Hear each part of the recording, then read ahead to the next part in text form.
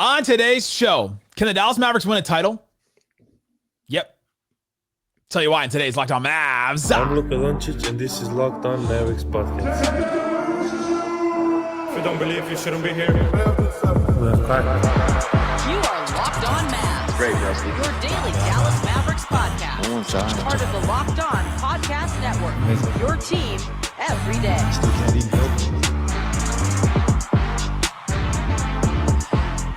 And welcome. You are Locked On to the Dallas Mavericks. My name is Nick Angstadt, media member and NBA channel manager of the Locked On Podcast Network. Your team every day. Thanks for being an everyday or making Locked On Mavs your first listen today. Subscribe to our free Locked On Mavs newsletter to get the best Mavs news and analysis and NBA news and analysis straight to your inbox for free every day. Help us still become the #1 newsletter and all of Locked On. Check the QR code link in the description. You can start the season with a big return on FanDuel. New customers can place a $5 bet and get started with $150 in bonus bets if your first $5 bet wins. Visit FanDuel.com to get started. And joining me, as always, my co-host, media member, the title titan, the one more thinking. What you got for me, Isaac Harris? I just got back, just getting, some, just throwing some catch with my son.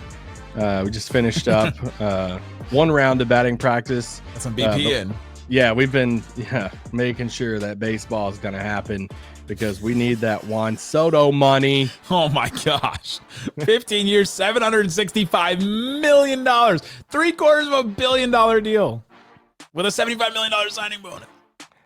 I would get me a soundboard first thing. That's the first thing you would buy? Not a new house, not a car, not like put it in your child's college tuition fund, like nothing. Listen, honey, I gotta get a new soundboard. I want to do the sounds and buttons that Nick does. This is what I want. Today's episode of Locked On Mavs, we'll get into a big question. Is the Mavs title window the next 3 years, 5 years? What is the Mavs title window right now? What is making the Mavs successful right now? But I kind of want to start with this. The Dallas Mavericks right now are rolling. Oh, I thought you were going to start with the cup. Sorry. I was kidding. Playing great. They're in the NBA Cup right now. Baby! They're in Cup it. week, baby! They're in the knockout rounds. Let's go. There's nothing like cup basketball. Playing basketball with a cup, in a cup, about a cup, doesn't matter. We're in it. But the Mavs have won 10 out of their last 11 games. And they're playing really well right now. Totally took. I was gonna make a joke about this old video back in the day. No, do not do that. There are children in the car. Do you know what I'm talking about? Yes, I do. Yes, I do. We were in high school at the same time. I remember for sure. No, don't reference it. Oh my gosh! All right, no one did anything with a cup in the early aughts that anybody should be Googling. So the Mavs are playing really well, and this is the best Mavs team that we've seen since at least you and I started this show, since they're definitely in the Luka era. And we want to ask the question, can they win a title? Can this Mavs team win a title? I had a friend, Ivan, at a game recently ask me, the Mavs are playing really well, all this, can they beat the Celtics? And I had to sit there and think about it. And to me, that's the first thing when I look at, can this Mavs team win a title? It's what's in their way, and it's other teams, and I think it's the Celtics first. Yeah, shout out to Ivan Ooze for asking you that question. Yeah, I mean, I think the question in the West is like, who are you scared of right now? And that's right. I just don't know if there's a team out there that you're like scared of. I mean, we're hosting a podcast with the hottest team in the NBA right now, so you can't tell us anything, all right? But it's like, are you gonna look at? I mean, OKC is the one team that you're like, man, that's a really, really good team. Yeah, there's some other good teams like Houston's playing well this year. Denver still has Jokic and like all this stuff, but it's like, I'm not scared of those teams if you go against them in a playoff series right now. And even the one team in the West, OKC, you beat them last year. And yeah, they have Hartenstein and Caruso, but it's like you beat them last year. So you at least have that confidence, or that there's no like what if thing of like, what if we beat them? You did beat them. Yeah, if you want to look at the West, it is OKC right now. I started looking around the West, and I think Slightly and I talked about this the other day, is that there's not really another West team that makes you nervous right now. The Timberwolves are way down there. The Nuggets are in shambles right now. You look at the Lakers, and they've completely fallen off. The Warriors, yes. The Warriors have fallen off a little, and they're hunting for another star. That team would maybe make me nervous because of the style of play, but I think the Mavs are playing much better than they were when they faced them the first time. I'm not worried about the Rockets really in a 7-game series in the playoffs. The Grizzlies are interesting, but Luka always plays the Grizzlies well. I think the Mavs would play well in that series. So you look at the Thunder, and to me, I have one question about the Thunder right now. If we're looking at, can the Mavs win a title? Who's in their way? Could it be the Thunder? There's no way you're going to a break right now. Though coming up, you sounded like you're setting it up. The one way they got better is adding Isaiah Hartenstein. That is a way where they got better, that they can be better in the Mavs series. They needed more size. They needed more different looks. They needed a different way to play. And we have not seen Chet Holmgren and Isaiah Hartenstein play together. My questions for them are, can they, and is it going to be effective, and can they do it? Because for the Mavericks, and hopefully we'll see this in the first NBA Cup knockout round semifinal game, is PJ Washington has been a huge advantage over the Thunder because of his size, rebounding, his post play, his 3-point shot. They've left him alone, and he's been confident because he's been hitting some shots inside, and so he'll take a 3 and make it against them. And so he's been the advantage the Mavs have had over them. If they all of a sudden put a 6'11" Isaiah Hartenstein there, and they're playing 2 7-footers basically, does it negate the Mavs' advantage there, or is it just a different problem for the Thunder, or can they play well enough with those two guys? I think they probably can, honestly, but that's my question for them. Yeah, well, I mean, Chet's got to show he can stay healthy. So for them to actually see that, I think last year, the Mavericks traded for Gafford, and I feel like some people are like, okay, see, y'all missed an opportunity. Y'all should have traded for Daniel Gafford, because they definitely had the assets to go get him. But Dallas, said, hey, we will take that opportunity right now. And it was one of the reasons they beat OKC, because they didn't have that size. And Dereck Lively honestly just outplayed Chet in that series too. So that's I love saying that. So, they're not the exact same team, but it's still like, I don't want to always do the, is it just Boston conversation, because I think it feels a little dismissive of the whole West of, hey, you still got to beat these teams when it comes to the playoffs. It's still going to be it's not a shoe-in that you're just going to make the NBA finals because everything's going great right now. But yeah, when you match up against Boston, we got a couple questions in that Q&A the other day of Boston, how we match up, all the stuff.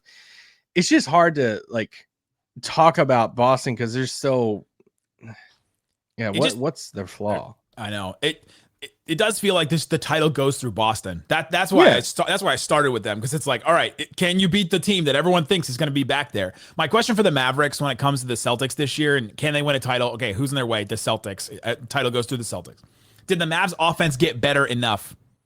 Because here's the Mavs offensive ratings in their finals games that they lost last year: 95.2. Garbage, like Washington Wizards, garbage. 105.4, also garbage. 108.8, just below average, but very below average. 101.2. That's the Mavs offensive ratings in their losses against the Celtics. So did they offensively get much better? They added Klay. You've got Spencer Dinwiddie, who should be helpful, and if he's playing like this, very helpful. Najee Marshall, I think, is definitely helpful. Quentin Grimes adding shooting, maybe, and then the elephant in the room question is Kyrie. Can Kyrie be better than he was last year? Because one of the reasons why the Mavs offense was so bad against them is because Kyrie wasn't up to his level. And we asked him at Media Day about We asked him at Media Day about this, and he had really thought about it and said he came out wanting to prove that this team is better than what they showed in the finals last year, that he was better than what they showed. So those are my questions for the Mavs going up against the Celtics is, did their offense get better enough? And I don't know the answer to that because I don't know what Kyrie's going to do. I think they did get better offensively. You even look at this might be in another segment, but you even look at their starting unit right now. The 5 guys that are starting, is the best 5 on the floor right now, is you look at their offensive rating, and it's 121 offensive rating, plus 17 net rating, 103 defensive rating. So my biggest worry isn't about did they get better. I think they got better. They got more spacing with Klay Thompson. Najee brings the playmaking element and all the stuff. It is, will they have enough in the tank if it's a Boston-Dallas final series again? Because Kyrie's minutes have been way too high for me earlier this season. Luka look like he's looked over the past week or so in the NBA finals after a long playoff run? That's my biggest thing. I'm almost more give me those two guys fully healthy, fully like refreshed, or at least have a lot in the tank left in the NBA Finals, more than I am of like, hey, can Dinwiddie's 15 minutes in this game, or Najee Marshall, something like that. That's what they need more than anything. Completely agree. Luka wasn't healthy and Kyrie didn't play well. It's like, okay, it starts with your 2 stars. It should go back to that. You're completely right. Coming up, got a couple more things about can the Mavs win a title, and then we'll talk about their window. Is the Mavs window right now, and how long is it? Is it 3 years? Is it 5 years? What's the window for the Mavericks? We'll answer that coming up. If you don't believe, you shouldn't be here. Today's episode of Locked On Mavs brought to you by Mint Mobile. Say bye-bye to your overpriced wireless plan and start your Mint Mobile here for $15 a month. Mint Mobile deal right now. There's every time I check my budget, I'm like, all right, line by line, how can I get something lowered? How can I pay less for something? And Mint Mobile is here. All plans come with a high-speed data and unlimited talk and text plan delivered on the nation's largest 5G network. Use your own phone with any Mint Mobile plan and bring your phone number along with your existing contacts. Gotta love that. I hate losing contacts and having to be like, hey, new phone, who dis? It's me. Ditch overpriced wireless with Mint Mobile's deal and get 3 months of premium wireless service for $15 a month. To get this new customer offer and get a new 3-month premium wireless plan for just $15 a month, go to mintmobile.com/LockedOnNBA. Cut your wireless bill to $15 a month at mintmobile.com/LockedOnNBA.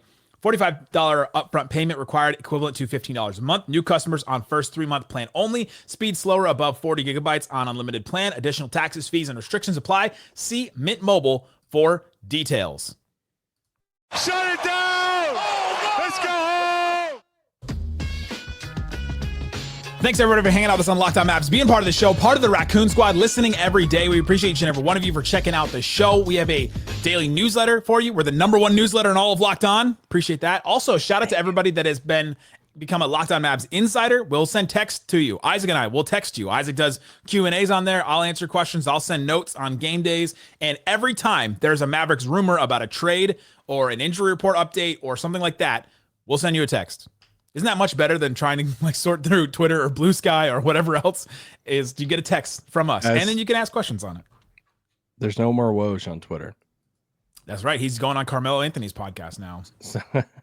So get the text straight from us. That's right. Get it from us. So subscribe to that, and it helps support the show as well. That's they appreciate each and every one of you that have subscribed to that already. All right. Got a couple more things. Can the Mavs win a title? One of the things I wrote down, what's in their way? So we talked about the Celtics, we talked about the Thunder in the West and kind of the rest of the West. Are you worried about the Cavs at all?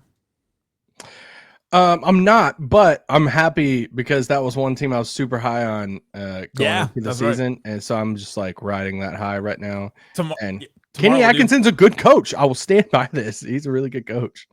But no, I'm not. I mean, I'm not worried about that. I'd be more worried about a Milwaukee. If New York, I like their roster or like they're like top 6 or 7. If they're like fully figured it out, their defense. And Tibbs, man, his offensive stuff right now is just bonkers. I mean, I think they're 1 or 2 in the league offensive rating. So, I think that's another thing too. Is like you look at teams, you look at the like top teams in offensive rating right now, and the top teams in like defensive rating, and there's a pretty good correlation when it comes to like team record when it comes to offensive rating. Defensive rating still there, like you still get a Boston in that top 10. Dallas is obviously top 10 defense too, but like there's a few random more outliers in the defensive part. I don't want to say it shows you that like offense is more important than defense, but it just shows you how important it is to have a high powered offense that you got to be able to score with the best in the league. And it's like, why can Dallas win the title? It's like, I do think that they've improved offensively enough to where if their defense is struggling some nights, that they have to go up into those 130s to beat a team, and it's a 132 to 126 type of win. Like you can win those type of games. So yeah. They've won games where they've scored 137, 137, 132, 129, 129. They've won games this season scoring that much. Like they can go out there and outscore teams like that. And one of the biggest reasons of all that they can win a title is you have Luka Doncic. You have a player that is capable of being the best player in the series. And this is why every franchise, every organization around the league is always on the search to have that type of player that you can walk into a series. How many teams can say that? I don't know how many teams can say that, of saying, hey, we're confident that we have a player that will be the best player in a series. Can Minnesota say that with Anthony Edwards? Can OKC say it with like a SGA? Yes. Yeah. Can Denver say it? Of course. Can Boston say it with Jaylen Brown? They don't need to. It's like, and then after that, Jason Kidd snuck in here. Can Milwaukee say it with Giannis? Yeah.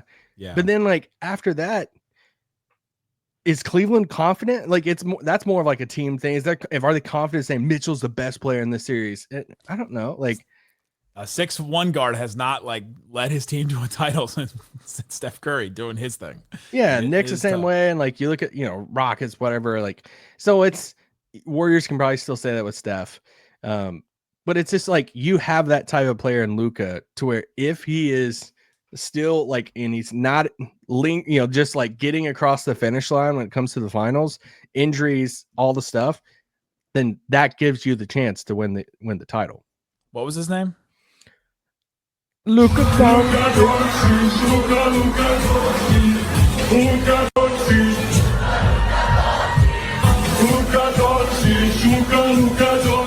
It's been a while. Since I played that one.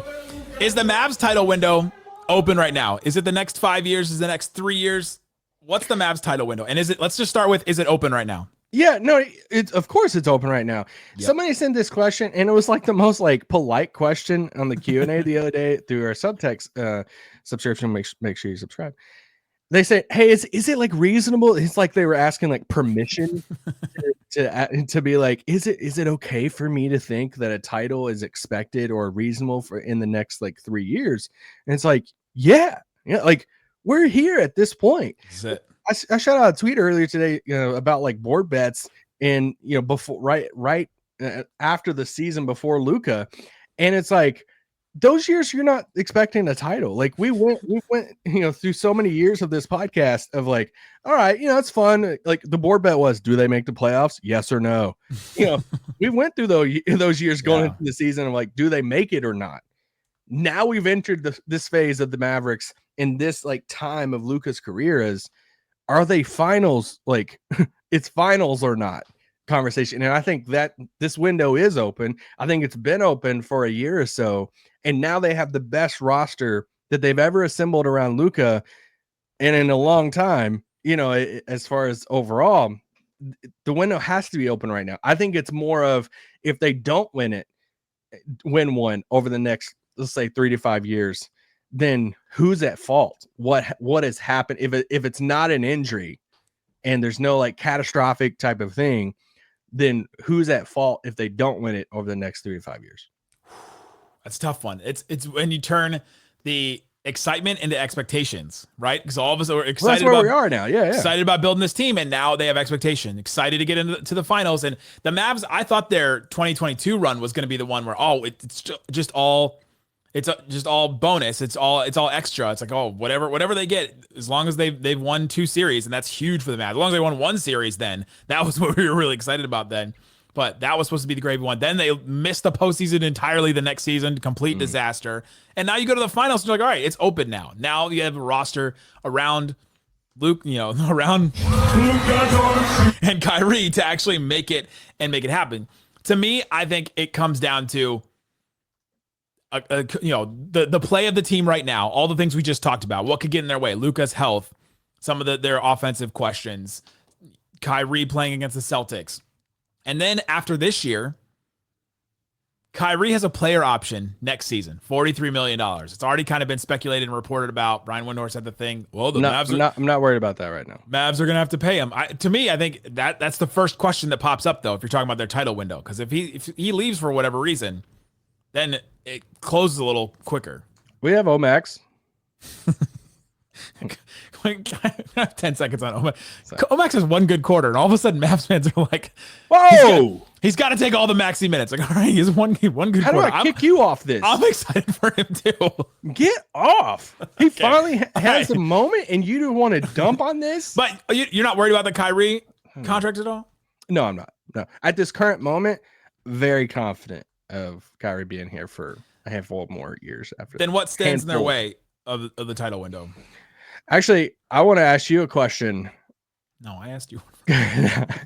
After I was going to do a whole like play on the break, but I do have a different type of question for you in the third segment. But yeah, what stands in the way of the title? It is I don't want to open this can of worms, but I will. No, I'm not going to. Yeah, I think it's still like sustaining. No, I don't want to do it yet. I think it is. Just go to break. Like I can't give like a full answer on it in 30 seconds here. Like I think it's roster continuity. My man leaves and goes and works for the Dallas Mavericks for a year and comes back and it's more about the timing because I know we're freaking ready for I'll handle the timing. Don't worry about the timing. No, I think it's some of Jason Kidd. I think it's some of roster continuity. Can they keep this like core together? Yeah. With Lively and PJ and these guys. Obviously Kyrie is a key part of that. And the can of worms I was kind of alluding to is like what's Luka's approach to the next 3 to 5 years of his career too. I mean, that's the elephant in the room. Like what's going to be, is this going to be a lot of fun? And I'm going to be really, really good. And in these MVP conversations going into each year, and the Mavericks are going to be projected to be super high. Or am I going to go into these next 35 years saying, I want to be a top 10 player of all time and have multiple rings? He's got to decide that. Coming up, let's get into the Mavs. What's making them successful right now? Let's talk about the Mavs won 10 of the last 11. Why? We'll talk about that and more coming up. I don't believe you shouldn't be here. Today's episode of Locked On Mavs brought to you by FanDuel. FanDuel Sportsbook has all kinds of props and odds, things that you can use to get in on the action. Isaac, I know you're a big cup guy. Yeah, love cups. The NBA Cup. The Thunder, still a favorite to win the NBA Cup, plus 280. Ooh. The Knicks, second, plus 310. Bucks, plus 450. They're next. The Rockets, plus 700. Then the Mavs, plus 750. Warriors, plus 850. The Hawks plus 2,300. There's a big drop off there between the Warriors and the Hawks. That's actually kind of fun. Magic plus 2,400. The Magic without Franz Wagner and Paolo Banchero now. That's a tough one. Cole Anthony, baby. It's hilarious to me that the Magic have almost the same odds as the Hawks with losing both of their stars. That's sad. So that's the NBA Cup odds. Go check it out. And if you put down $5 on one of those teams and they win, you get $150 in bonus bets if your first $5 bet wins. That's FanDuel.com. Never waste a hunch. Make every moment more with FanDuel. It's America's #1 sportsbook, the official sportsbook partner of the NFL. Shut it down! Oh, let's go home! I'm not playing. I'm watching, just like you guys. All right, Isaac. I got a question for you. No, you did not hit that break roll. This is kind of another way to ask that question of like, hey, what's in their way of winning the title? What else do they need to show you to win an NBA title? That's one of the things. So we started this whole episode talking about, well, title goes through Boston. Well, what about the West? Let's not overlook the West. They've already beat OKC, right? So like they've shown that to me, which is one of the reasons why I started with the Celtics, because they haven't shown me that they can beat them. It's honestly them. I mean, the Celtics are like a historic team that we're watching right now. Yeah. It doesn't seem like it. They don't have a name like Kobe, Shaq, Bill Russell, that stands out to Larry Bird, that's going to win multiple MVPs and stand out. Tatum may get one here if the Celtics have a crazy good season, but it's not. He's not one of those players. He's not a top 15, top 20 player of all time, right? And so they don't have that type of guy. And so to me, it's, can they beat that team? Can they beat the Celtics? They've got to show to me that they can beat them. And you only get 2 opportunities during the regular season. So, and I don't know that that's enough to prove that they can beat them. You just have to see it. And so I don't think they can prove it until they can prove it, like actually. Yeah, well, that's what I was just thinking. I was like, is there anything they can do? Have they reached that spot in the regular season, or like where they're at now in this like timeline to where like they can do anything else for you to pick them every year for the next like 3 years to win a title? like going into the season. Oh, to do that, they would have to add somebody. You know how we talked about like, is it if they beat Boston twice this regular season, are you like, yep? Doesn't change anything for me. I still have the same question, maybe less questions, but I still have the same types of questions. Can they have enough offense? Do they have enough perimeter defense to handle the Celtics? The Celtics take 20 more threes than the Mavs do. I don't know that they'll do that in the playoffs, but that math problem is so hard that and they take like good ones. They don't just like chuck them up just for the sake of chucking them up. They're built to do that. And so that's tough. And so I don't know that there's anything that they can answer, the Mavs can answer right now. Well, that I asked that question because you start typically in the past, we could start answering that question with, well, they got to show me that they have a second star, right? They can find that second star. They got to show me that Kyrie and Luka can work over a long period of time in the playoffs on a big stage. They've shown that. Yeah. They got to show me that they can go against some like bigs in the playoffs and not get like out muscled and out, all this stuff down low. Well, they kind of shown that, like they have Gafford and Lively. And we could go across the board. Like they got to show me that they have a guy off the bench who can run some of the offense and all that stuff. Well, right now, Dinwiddie is showing that. They got to show me that they have, some of the wing. And I guess that's the thing, is like they have enough wing depth that they can match up with a team like a Boston or whatever. Like Luka's got to show me that he can perform on the biggest stage. He's done that. Like he's been, so a lot of those things that you might ask about other teams that they're waiting for those answers of like, hey, I want that question answered before I'll pick my team to win the NBA title. So many of those questions are like already answered for me with Dallas. Like I got to see it from Jason Kidd. He's went to finals and a Western Conference finals. Yeah. I got to see if they can really build a culture that you want to be a part of. That like, you're like, man, I wish that was there. And like the team like loves each other. He's done it twice with kind of two different rosters. So many of those questions have been answered to where I feel like we're at that point now, just to further our point, we're at that point now to where it is completely reasonable to expect the Mavs to be in that title conversation. They should be for the next, handful of years. Yeah. I think for the next couple of years, the question is Kyrie's age. He's going to be 33 in March. How much longer can he play at this level? I think seeing KD and even LeBron playing at the level they are, I'm not super questionable by that, but Kyrie is a smaller guard that those guys sometimes they don't age super well, but Chris Paul's still doing his thing with modern medicine and sports science and all that kind of stuff. So I'm not worried about that. There's big questions about them. Let's nail down a number. We'll skip the last thing and let's just talk about this window. Is it 3 years? I need to really look at some of the numbers on some of the contracts and stuff too. I think the Kyrie question, even as he gets older and like, what does he want to do? How long does he want to play type of thing?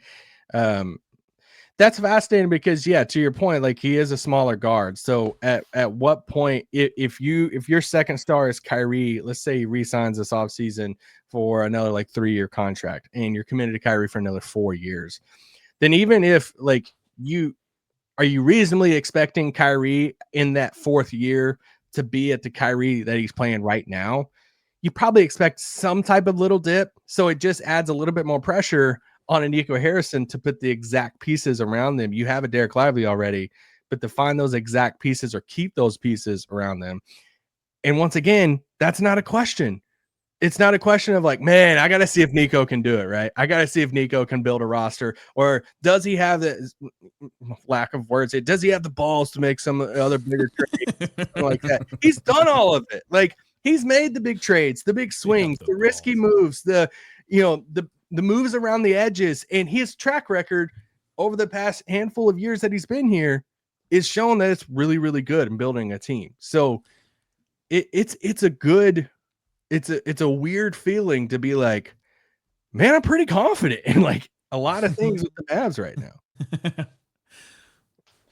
We've come a long way with them. I think the window I think it's the next 2 years. I think you look at the contracts, like you said, Luka and Kyrie. Kyrie has the player option, but then maybe he could sign. You have PJ Washington for the next 2 years. Then he's an unrestricted free agent. I'm sure there's some kind of extension for him there, but Gafford next 2 years. You have Najee next 3 years, Lively 2 years, then his team option. So that's basically 3 years for him. And that's the core right there. And so I think that's where you start. I think it's the next 2 years for sure. And then you got Nico Harrison questions going into the 2026-27 season, where Kyrie's going to be aging. He'll be, 30? He'll be going to be 35 that season. Can the Mavs still expect him to be a second star at the same level that he is right now? I don't know. And so then the big questions will happen. But I think the next 2 years, they should be pretty set to be title contenders. And I think that's the window right now. Yeah, and you also can't do who's the competition over the next handful of years? Guys, Giannis could say right now, I want out. And that changes the trajectory of a whole other team. Everybody at Denver. Yeah, you just can't you just can't do. I mean, same thing with Dallas. Yeah, what if, I don't think so at this current moment, but what if Kyrie this offseason is like, hey, thank you. Appreciate you guys. I'm going to wherever. On that Kai Cenat stream, the fake Lakers, like what the fake Lakers called. I was preparing for that. Oh God. Yeah. So then your secondary option is, PJ. PJ's like, yes, let's do it. Yeah, right. Or Lively. You're all of a sudden trying to make him, remember that spin move in preseason where you're all excited about this? Remember that pre-draft corner 3 clip? Yeah, remember that. But no, it's a good time right now. Be confident. This is the most confident I've been in a Mavericks team in a very, very, very long time, and they're on the very short list of teams that can win a title this year. They just got to stay healthy and keep doing what they're doing, type of thing, and keep Luka where he's at, because Luka is he's the ultimate ceiling setter. That if Luka is like has been over the past week or so, then this team can win anything.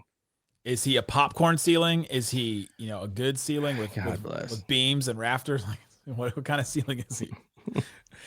Thanks for hanging out with us on Locked On Mavs. Tomorrow we'll revisit our predictions from the beginning of the season. Isaac referenced board bets earlier. We're going to go back and look at some of those. Some of those we were really right, and some of those we were wrong. And some of those you were wrong, because we had the squad vote on a lot of these board bets that we made too. So we'll do that tomorrow. Guys, thanks so much for hanging out with us on Locked On Mavs. Check the QR code for different ways to follow and subscribe. We got the Locked On Mavs subtext, the insider program. We can get text from us. That's in the QR code as well, and in the link in the description. Thanks so much for hanging out with us on Locked On Mavs. Peace out.